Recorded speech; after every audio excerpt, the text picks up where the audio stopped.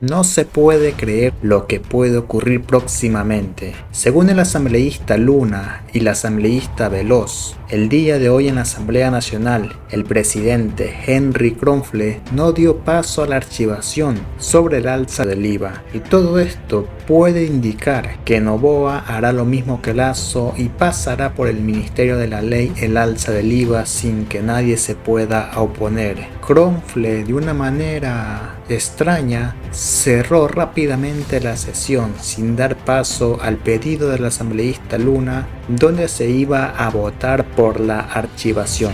Recuerda estar suscrito y seguirme para que no se pierda ningún detalle. Buenas tardes. Por comunicar a la ciudadanía lo que sucedió en la votación del Pleno. Lamentamos que no se consideró la moción presentada para negar y archivar el proyecto íntegro, que debería haberse también considerado para votación. Nos queda a nosotros entonces votando porque se termina cerrando y suspendiendo la sesión. Nosotros no concebimos de que quede abierta una apuesta para que, mediante el veto presidencial, se les quiera terminar clavando el IVA a los más pobres del país. Queremos alertar a la ciudadanía y vamos a estar vigilantes. No puede ser posible que de esta manera se quiera forzar a que se envíe la ley nuevamente para el tratamiento y que con el veto presidencial se termine perjudicando la economía de las y los ecuatorianos. Nosotros en sintonía con la ciudadanía, por supuesto, la banca necesitamos que paguen el impuesto, por supuesto, el ISD de igual manera, el 3.25% a las ganancias extraordinarias, ¿no es cierto? Pero lo relacionado al IVA nos queda a nosotros el sinsabor de que no se dio paso a la moción que fue presentada en mi intervención para negar y archivar el proyecto de ley. A estar atentos y vigilantes, estimados ecuatorianos, porque esa acción y esa jugada que deja todavía una apuesta abierta que perjudicaría la economía de las y los ecuatorianos. Nosotros estamos amparados en el artículo 62 de la Ley Orgánica de la Función Legislativa, que también da paso para que se pueda tratar la moción que fue presentada y proceder a votar para ver si es que existen o no los votos para negar y archivar el proyecto de ley, que es el objetivo que nosotros nos planteábamos. Pero ante esta situación, una vez más, alertamos a la ciudadanía de lo que se ha decidido el día de hoy y deja esa puesta abierta. Fueron 82 votos de los 137 que no estamos de acuerdo con el IVA. Y no puede ser posible que se quiera, mediante una argucia, nuevamente enviar, ¿no es cierto?, el proyecto de ley para su veto, ¿no es cierto?, y ahí se necesitaría 92 votos. Entonces, eso es un tema que dejamos nosotros, la ciudadanía, como alerta y sobre todo, el planteamiento en firme de la revolución ciudadana, no al incremento del IVA, y vimos hoy día que hubo un respaldo de 82 legisladores que no estamos nosotros por el incremento del IVA, y también deja ahí en entredicho ese acuerdo que existiría entre el Partido Social Cristiano y entre el gobierno. Eso es lo que a nosotros nos termina preocupando, que se podría ver una estrategia y un pacto. Creería yo, pero nosotros no estamos de acuerdo con esta situación porque no queremos que se incremente el IVA. Entonces, alertamos a la ciudadanía y esperamos en las próximas horas el pronunciamiento del presidente de la República. Ojo, también hay que dejar un precedente claro. Aquí se votó y se negó el alza del IVA. Mal podría él incorporar algo que ya fue negado en el proyecto o en la observación que haga del proyecto que no consta en el informe que el día de hoy terminó siendo votado. Entonces eso también dejamos como alerta a las y los ecuatorianos. Hoy día vimos 82 votos, pero esa argucia es la que no puede repetirse en la Asamblea Nacional. Una asamblea con una credibilidad sobre el 60% no puede caer en ese juego esperando un veto presidencial de las 2/3 partes para de esta manera entucarle al pueblo ecuatoriano lo que el 68% de la población no quiere. No quiere el incremento del IVA y vamos a estar vigilantes para que eso no suceda porque existen algunos mecanismos y existe inclusive jurisprudencia al respecto de que no se pueden incorporar o no se pueden utilizar este tipo de argucias para querer imponer la metida de mano en el bolsillo a los ecuatorianos sobre pretexto de la necesidad de combatir la inseguridad. Efectivamente, porque no nos permitieron el que se lleve adelante el archivo. Con eso dejábamos cerrado y obligábamos al gobierno de que acoja las otras alternativas, inclusive los informes. Cerrado entonces de todos los asambleístas. Nosotros no, en lo absoluto, nosotros hemos dejado en firme nuestra posición de que no estamos respaldando y apoyando el incremento del IVA. Todo es parte de un tongo. Que los legisladores que respaldan el incremento del IVA respondan en sus territorios porque están apoyando algo que no quiere la mayoría de la ciudadanía. El tongo del Partido Social Cristiano y de ADN, ese es el tongo que hoy se ha evidenciado.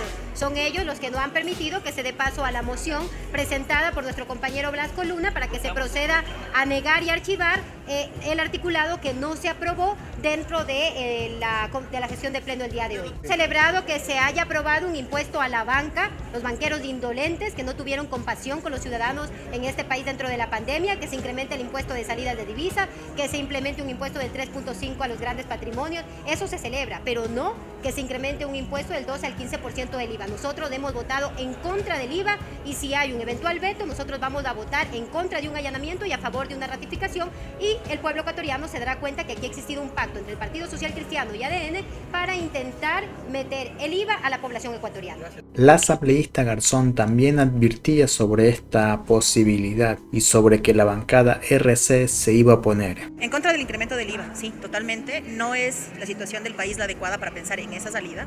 Creemos que sí se le puede dar el peso de esa crisis a la banca, por ejemplo, y me ha llamado poderosamente la atención que aparentemente hay una bancada de la banca que piensa que va a verse afectada por la decisión que tomemos.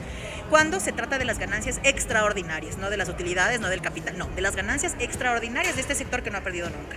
Esa es una de las alternativas que más defendemos, no de ahora, sino de siempre. Cuando fuimos gobierno también lo propusimos como una decisión real, en primer momento. Luego, lo que ha pasado ahora es que la presidenta de la comisión ha mocionado la votación por bloques, entonces tendremos que votar primero la modalidad de votación, de pasar y ser calificada, ir votando bloque a bloque, y la siguiente moción presentó mi compañero Blasco Luna del archivo total del proyecto de ley. Entonces hay que esperar a ver el cierre del debate, pero nosotros nos plantearemos siempre en contra del incremento del IVA y en contra de la posibilidad o la aparente intención que tiene el gobierno de introducirlo a través del veto. Eso es irresponsable porque, insisto, en una economía dolarizada además no se puede pensar que un impuesto que no es progresivo como manda la Constitución sea la salida a una crisis tan grave.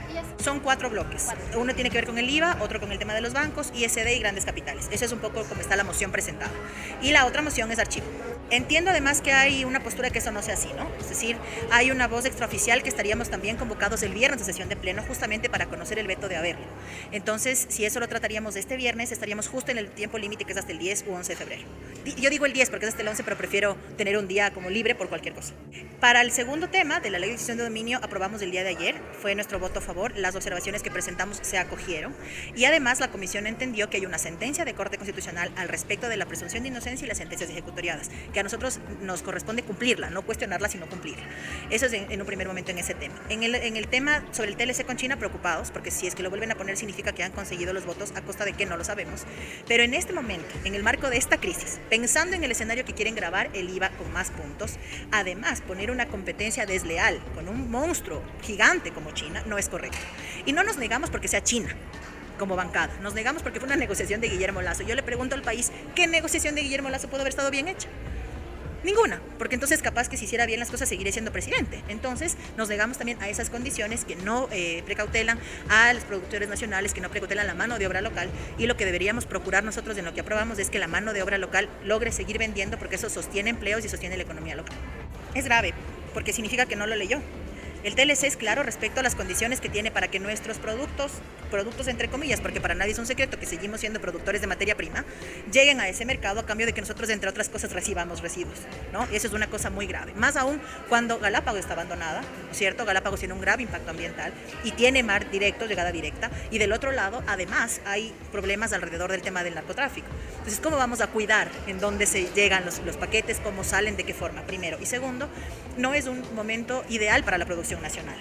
No lo es, porque hay mayores posibilidades, por ejemplo, de compra en línea. Gran cantidad de migrantes que están fuera del país han optado por comprar afuera y mandar mercancía como una forma para subsistir fuera del país. Entonces, si no se reconoce todo ese contexto y se desconoce además que en cifras del Banco Central más de 5.000 millones de dólares son remesas, no se está entendiendo lo que pasa en el país. Se ha dejado de producir en el país lo que por años se hizo.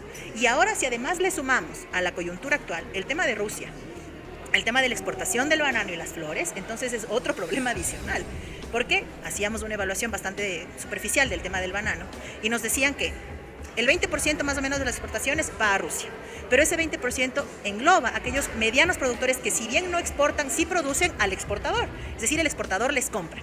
¿A quién va a comprar el exportador? ¿Qué va a pasar con esa producción? ¿Se va a vender en el mercado local? No, porque en el mercado local está cubierto. ¿Y esos recursos dónde van a parar? Entonces, quizás cabe tomar decisiones de mejor manera, hacer una política diplomática mucho más serena, dejar de hablar mal de los países de los que económicamente dependemos y sobre todo pensar que estas decisiones que se están tomando en la calentura del momento van pasando factura más adelante. Lo de la chatarra rusa fue hace 4 semanas, un mes, y la factura está pasando el día de hoy. Entonces hay que tener mucho más tino porque la profundidad de la crisis también nos expone a ese tipo de escenarios. Eso fue todo, recuerda que más tarde hay más información.